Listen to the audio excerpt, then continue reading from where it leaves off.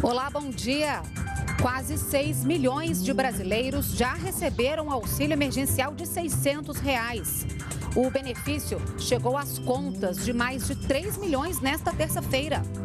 Para ajudar estados e municípios, o governo anuncia novas medidas que totalizam 127 bilhões de reais. Mais de 900 toneladas de equipamentos de proteção individual devem chegar ao Brasil nos próximos dias. E um ex-combatente da Segunda Guerra Mundial de 99 anos é a pessoa mais velha a se recuperar do coronavírus no Brasil. Hoje é quarta-feira, 15 de abril de 2020. O Brasil em Dia começa agora.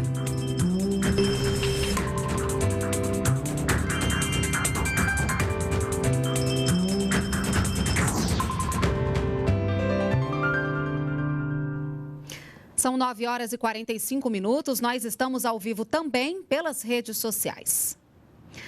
Quase 6 milhões de brasileiros já receberam o auxílio emergencial de R$ 600.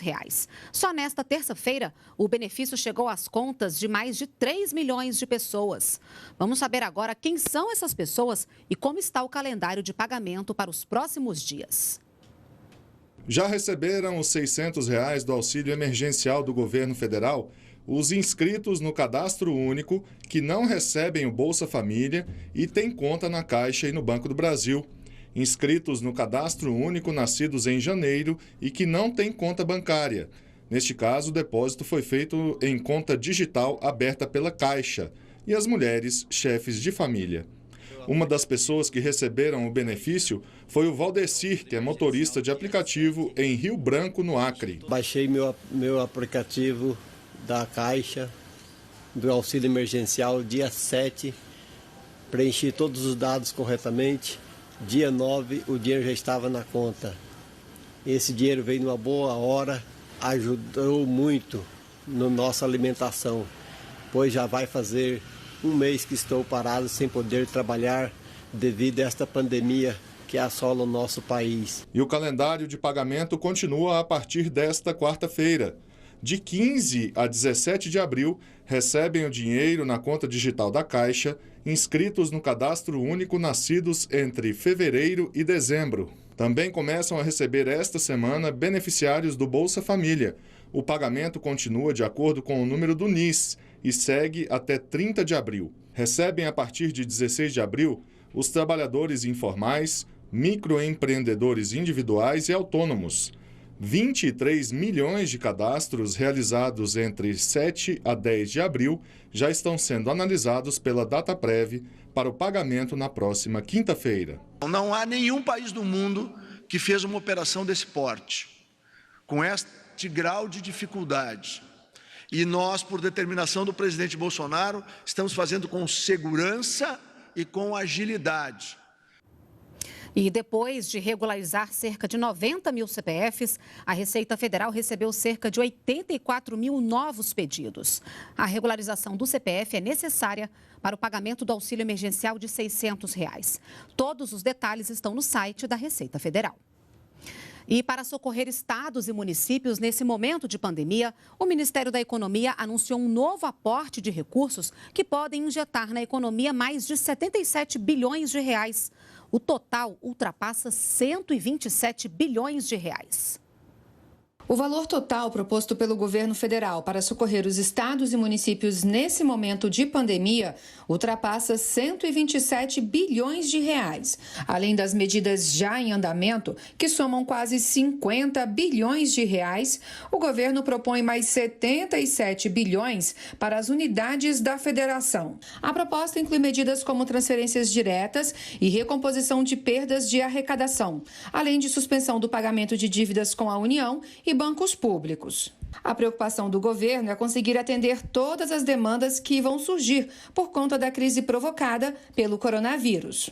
O governo fez o que deveria fazer para combater o coronavírus, mas ele fez isso adotando medidas estruturais que permitiram a ele, depois dessa segunda fase, ter ainda a confiança por parte dos investidores de que o país, sim, ele é sustentável. A proposta do governo é diferente da que foi aprovada em projeto de lei pela Câmara dos Deputados nesta semana. O texto, que segue agora para o Senado, prevê que a União compense a queda de arrecadação dos estados e municípios com o ICMS, o Imposto sobre Circulação de Mercadorias e Serviços, que é estadual, e também com o Imposto sobre Serviços, o ISS, que é municipal, durante 6 meses. Mas, para o governo, o projeto pode gerar insegurança jurídica e não ser vantajoso para os entes federados, beneficiando as maiores cidades e deixando os municípios menores desassistidos. Se a gente pesa demais a mão de um lado, se a gente dá recursos demais para os estados e municípios, além do necessário para o combate, além do que nós estamos vislumbrando que é necessário para que a gente faça o combate da doença, a gente não vai ter recurso para dar para a manutenção de emprego e para o amparo aos vulneráveis. É importante que todos nós trabalhemos juntos para fazer o equilíbrio dessas medidas. Mais de 900 toneladas de equipamentos de proteção individual devem chegar ao Brasil nos próximos dias. O governo federal também anunciou a criação de um grupo para pensar ações de recuperação da economia pós-pandemia do coronavírus. A primeira leva de equipamentos de proteção individual adquiridos da China pelo Ministério da Saúde, de um total de 960 toneladas, deve chegar ao Brasil na próxima semana. São 53 toneladas de máscaras que virão em 2 aeronaves. Esse esforço, então, começa na semana que vem. A gente começa com esses 2 777, que vão sair de lá tão logo a carga seja liberada. Isso pode acontecer no dia 18, no dia 19. Então, ou no dia 20 ou no dia 21, mais tardar, toda essa carga, essa primeira leva já vai estar no Brasil e nós vamos repetindo essa operação ao longo das próximas semanas. Em resposta aos impactos relacionados ao novo coronavírus, o governo federal criou um grupo interministerial para pensar ações estratégicas de recuperação econômica do país e anunciou que o programa de concessões do Ministério de Infraestrutura, que continua a todo vapor, vai ser uma alavanca importante para retomar empregos. Estamos percebendo o investidor estrangeiro interessado nos nossos projetos, ou seja, o interesse não caiu, pelo contrário, aumentou, e a gente está vendo o seguinte: o programa de concessão vai prosperar e vai ser uma alavanca importante de retomada, de recuperação de emprego e de investimento na nossa infraestrutura. O ministro também anunciou que a vacinação contra a gripe para caminhoneiros e trabalhadores portuários começa nesta quinta-feira. É uma categoria importante para nós, que tem trabalhado, tem dado a sua parcela de contribuição e foi colocada como prioritária aí na campanha de vacinação. E começa amanhã a segunda fase da campanha de vacinação contra a gripe para mais de 15 milhões de pessoas. Além de profissionais do transporte coletivo, os povos indígenas vão fazer parte desse grupo. Também integram o público, doentes crônicos e profissionais das forças de segurança e salvamento. Na primeira fase da campanha, foram vacinados quase 19 milhões de idosos, número acima da meta de 90% do Ministério da Saúde, além de 3 milhões e 800 mil trabalhadores da saúde. Lembrando que a vacina contra a gripe não protege contra o coronavírus. O Ministério da Saúde informou nesta terça-feira que 55% dos pacientes que tiveram a Covid-19 estão recuperados. Luiz Henrique Mandetta disse ainda que laboratórios particulares e públicos vão iniciar o processo para fazer 3 milhões de testes rápidos. O Ministério da Saúde determinou nesta terça-feira aos hospitais o registro obrigatório e diário de internações dos casos suspeitos e confirmados de coronavírus. E a gente passa com isso a ter uma informação mais precisa sobre a disponibilidade dos leitos e em quais os locais que nós vamos perceber e precisar emitir algum aviso de alerta para essa questão de nós estarmos já chegando no limite do atendimento. E o Ministério informou pela primeira vez o número de pacientes recuperados da Covid-19. Dos 25.262 casos comprovados, 14.026 estão recuperados, o que representa 55% das pessoas infectadas. E para aumentar a capacidade de identificar os casos de coronavírus com mais agilidade, o Ministério da Saúde convocou empresas privadas para processamento de testes rápidos. O contrato será emergencial e estabelece o limite de 3 milhões de exames. Nós vamos fazer 3 milhões de exames inicialmente, porque isso é o que a gente tem.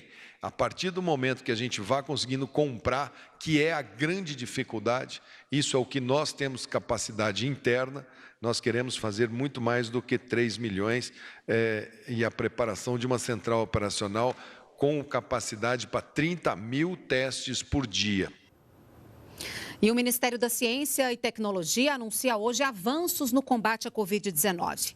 Vamos então ao Palácio do Planalto. Márcia Fernandes está lá e conta agora pra gente. Oi, Marcinha, bom dia. Oi, Renata, bom dia para você, bom dia para todos. Olha, Renata, é isso mesmo. O ministro Marcos Pontes vai participar de uma coletiva, uma conversa com jornalistas, onde vai explicar quais são as ações tomadas pelo Ministério da Ciência, Tecnologia e Inovação nesse momento, nesse combate à pandemia do coronavírus. Olha, além disso, vale lembrar que esse ministério ele é responsável pelas políticas relacionadas a pesquisas científicas, inovação, enfim, a todas essas questões de inovação, de pesquisa de novos remédios, testes que podem ajudar o país nesse momento. E bem, nessa fase de isolamento social, os estudantes têm ficado em casa sem aulas presenciais e o governo fechou um acordo com as TVs para que o setor de radiodifusão possa disponibilizar canais de televisão voltados para a educação. Vamos ver o que disse o ministro.